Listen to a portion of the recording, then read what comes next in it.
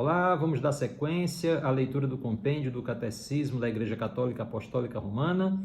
Estamos abordando a terceira parte do compêndio, que trata da vida em Cristo, aborda aquilo que o cristão deve fazer, como o cristão deve se conduzir. Hoje trataremos das perguntas número 461 a 465. Pergunta número 461. Como os pais educam os seus filhos na fé cristã?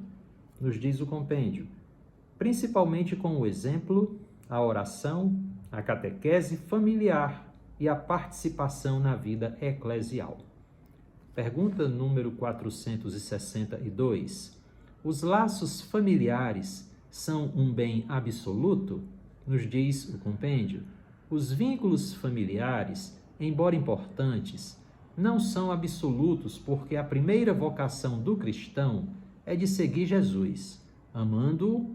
Quem ama pai ou mãe mais do que a mim não é digno de mim, e quem ama filho ou filha mais do que a mim não é digno de mim. Os pais devem favorecer com alegria o seguimento de Jesus por parte dos seus filhos em qualquer estado de vida, mesmo na vida consagrada no ministério sacerdotal.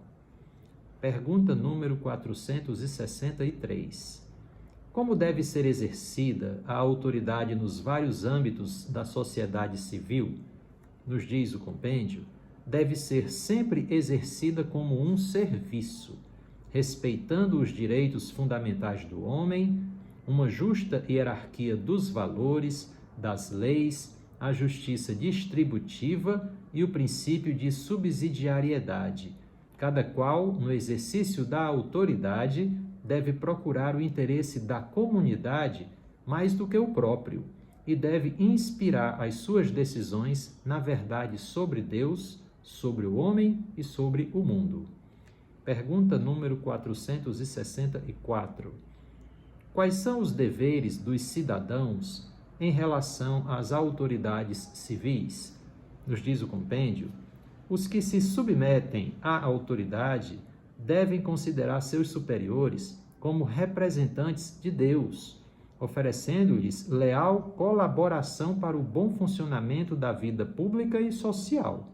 Isso comporta o amor e o serviço da pátria, o direito e o dever de voto, o pagamento dos impostos, a defesa do país e o direito a uma crítica construtiva. Pergunta número 465. Quando o cidadão não deve obedecer às autoridades civis? Nos diz o compêndio.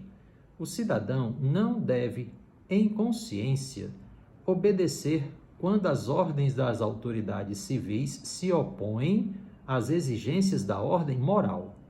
É preciso obedecer a Deus antes que aos homens. Com isso, nós encerramos as perguntas de hoje. Fique com Deus.